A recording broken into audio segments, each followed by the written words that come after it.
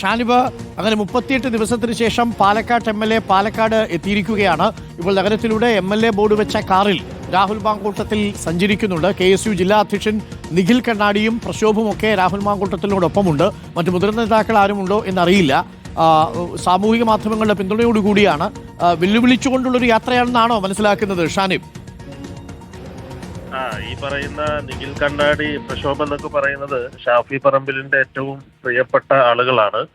അപ്പോ ആരാണ് ഇയാളെ സഹായിക്കുന്നതെന്നും അയാളെ പാലക്കാട്ട് കൊണ്ടുവരാനുള്ള തീരുമാനമെടുത്തത് എന്നുള്ളത് ജനങ്ങൾ വ്യക്തമായി കണ്ടുകൊണ്ടിരിക്കുകയാണ്.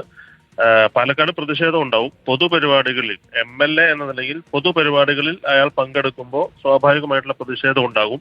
ആ പ്രതിഷേധം വരും മണിക്കൂറുകളിൽ വരും ദിവസങ്ങളിലൊക്കെ നമുക്ക് കാണേണ്ടി വരും. പിന്നെ നമ്മൾ ഈ യൂത്ത് കോൺഗ്രസിന്റെ പ്രസിഡന്റ് സ്ഥാനത്തോ അല്ലെങ്കിൽ കോൺഗ്രസിന്റെ മെമ്പർഷിപ്പിലോ ഇരിക്കാൻ കഴിയാത്ത ഒരാളെ പാലക്കാട് കെട്ടിവെക്കാൻ ശ്രമിക്കുന്ന ആളുകൾ അത് അവരാണ്. പിന്നെ അവർക്ക് ഉളുപ്പില്ലെങ്കിൽ പിന്നെ നമ്മൾ കോൺഗ്രസ്സുകാർക്ക് ഉളുപ്പില്ലെങ്കിൽ പിന്നെ നമ്മൾ പറഞ്ഞിട്ട് കാര്യമില്ലല്ലോ. അപ്പൊ പ്രതിഷേധം ഉണ്ടാവും. സ്വാഭാവികമായിട്ട് MLA എന്ന നിലയിൽ അയാൾ പൊതുപരിപാടിയിൽ പങ്കെടുക്കാൻ തീരുമാനിച്ചാൽ അവിടുത്തെ സ്ത്രീകളുടെ പ്രതിഷേധം ഉണ്ടാവും. ആ പ്രതിഷേധത്തോടൊപ്പം DYFI ശക്തമായി നിലയുറപ്പിക്കും.